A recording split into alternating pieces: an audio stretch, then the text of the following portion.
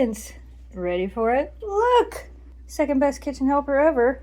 You're in here. You've also been following me in and out the door while I've been getting the Blackstone ready. Good job. Good job. Welcome back to Snow Dog's Cooking, where if I can cook it, so can you. Today, we're making what we're gonna call Midwestern cheesesteak sandwiches, because they're not Philly cheesesteak sandwiches, because they're not the same. They're a little different. We put our own little twist on them, so we're just gonna call them Midwestern cheesesteaks. And when I looked that up, most of them are made this way. So that is what we're gonna make today. What are you gonna need for this? You're gonna need some shaved steak. You can use whatever you want. I buy this from Aldi because it's already done and I don't have to do all that work. So you're gonna need some of that. You're gonna need some seasonings. I like to use just garlic, salt, and pepper. You can also use like a steak seasoning or something like that. You're gonna need some mushrooms, green pepper, and onion. And again, if you don't like onion, leave it out. If you don't like this, leave it out. This is nice because you can change it and modify it any way you want. You're gonna need some cheese. Today we're using Swiss cheese because this is what I had to use in the fridge. Pepper jack cheese is also really good on this as well. You're gonna need some nice hearty sub buns.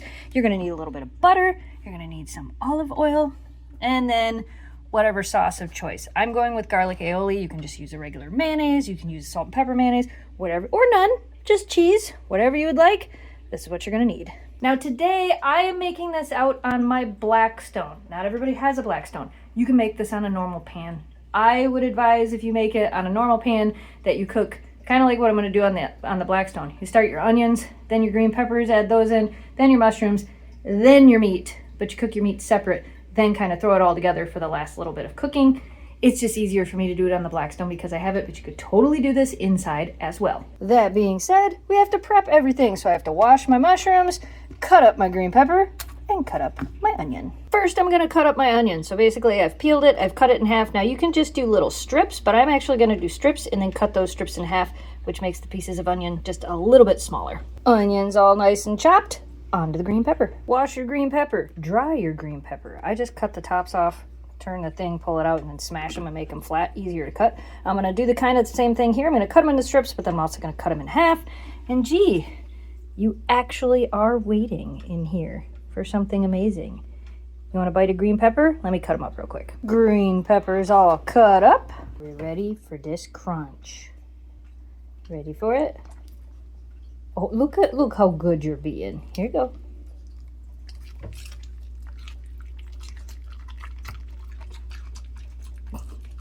You chew for forever. Good stuff? Okay, we gotta go give one to Kira. Even though I'm cooking outside and there's no oven on, would you like a green pepper? Ready for the crunch?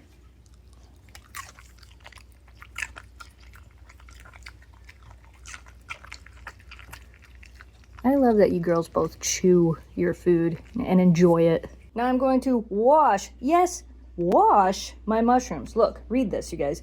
Wash before use. How many of you guys don't actually wash your mushrooms before using them? Because I know a lot of people don't. But yes, wash them. Washed. And I dry them. I just put them on a paper towel and then kind of shake them around in here so that they're a little drier. I am going to cut some of these up because that is a big mushroom. Mushrooms. So that container I showed you, I used about half of it. So about half a container of mushrooms, a small onion, one whole green pepper. Oh, and this I believe is like 14 ounces. Yeah. So 12 to 14 ounces of your meat. Okay, so now I have a plate. I've put my buns on them because I'm going to lightly toast them on the grill. I've set my cheese on the side here so that I know that I have that. And look, I have some cheese left. And look, you're still here. Look at that tongue go. Is this what you would like? Do I have to pay this cheese tax? Okay, but you can't have the whole piece. The cheese tax. The cheese. There you go. Good job. All right, go give it to Kira. Now you're in here. The cheese tax. The cheese tax. Did you even taste that? That one you barely chewed. All my prep work. So I have a tablespoon of butter with the onions, a tablespoon of butter with the green peppers, and a tablespoon of butter with the mushrooms. We have the meat. I have some olive oil as well. Bread, cheese, seasonings. This will go on after when we come back inside.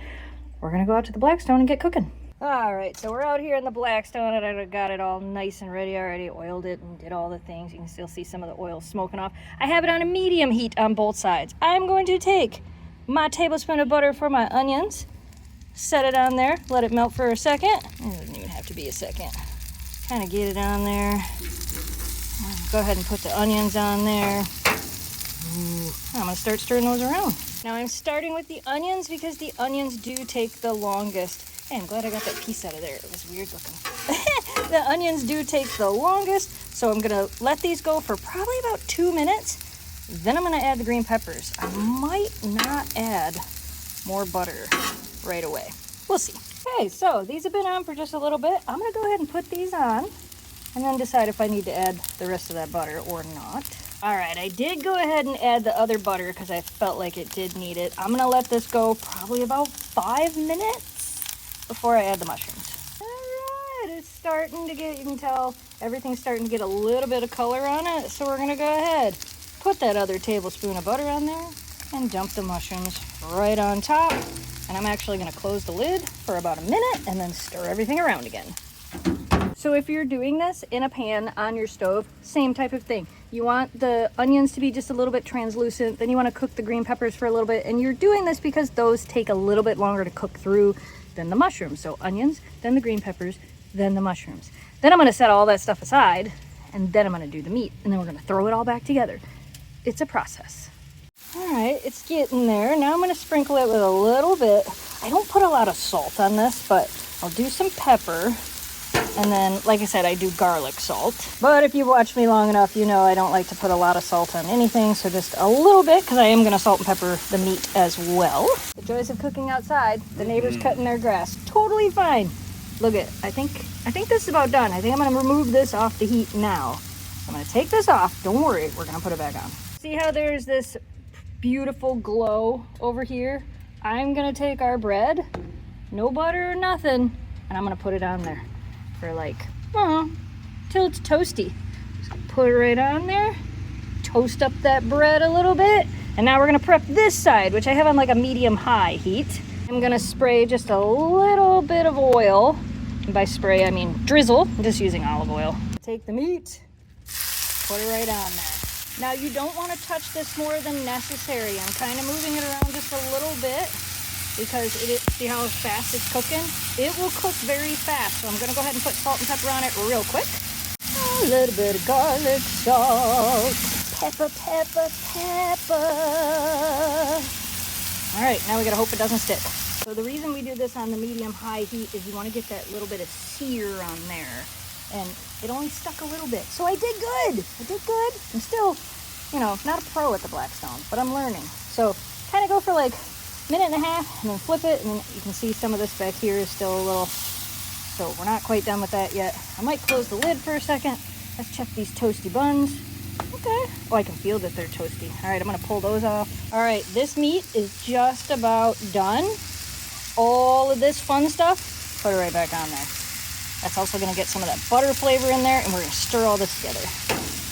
All right, that's looking pretty good. Now, I did cut my buns all the way in half.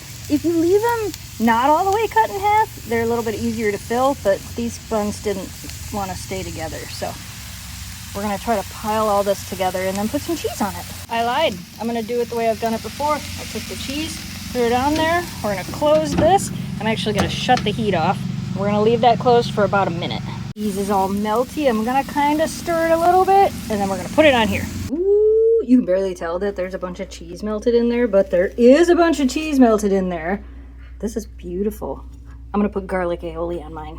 Ooh, you put regular mayonnaise on yours, right? I did. I did the garlic aioli. I did like do the cheese and melt it, and then I kind of chopped it in and then put it on the buns. So there should be. The meat was really good. Should be cheese through all of it. Yeah, I tried it and it wasn't chewy, and I was excited because I know a few times. Did I perfect it finally? Yeah. I think I did it right finally. I've made these a few times, and a couple times they've turned out right, and a couple times they've turned out not great. It's a win. Yeah? Better than it's Subway? Flavor. Oh yeah, way like the flavor. Yeah. Yeah, and I just did garlic, salt, and pepper. I didn't do the steak seasoning, which I did in the past and you didn't like. Oh, right. Yeah, I did it the one time. I didn't like it either, but. Right, yeah. That's pretty good. And so easy to make. I mean, honestly, if you can find the already shaved steak, and actually, I think you can ask them at the butcher area to shave some for you if there isn't any. But all right, we're eating some food. That was amazing. and actually really, really, really easy. It's one of the easier meals that I tend to make. But again, I didn't have to really do much. Cut it all up, throw it on there, and be done. If I wouldn't have been filming it, I can probably finish it in less than 10 to 15 minutes. So, yeah. And can you tell? It was hot. Standing in front of the Blackstone is hot, and it's a little bit warm outside. But it was good. Oh my goodness, look. She's in here. Of course, there's nothing on. I mean, there was nothing on because I was cooking outside. She's in here, checking it out. She's still the third best kitchen helper ever. Don't let her fool you.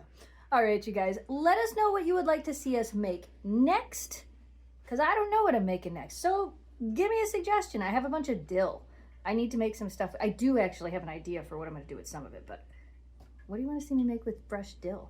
All right, you guys. We hope you enjoyed today's video. As always, thanks so much for watching. Thanks for subscribing. Stay positive, dream big, and we will see you again soon. Goodbye, audience.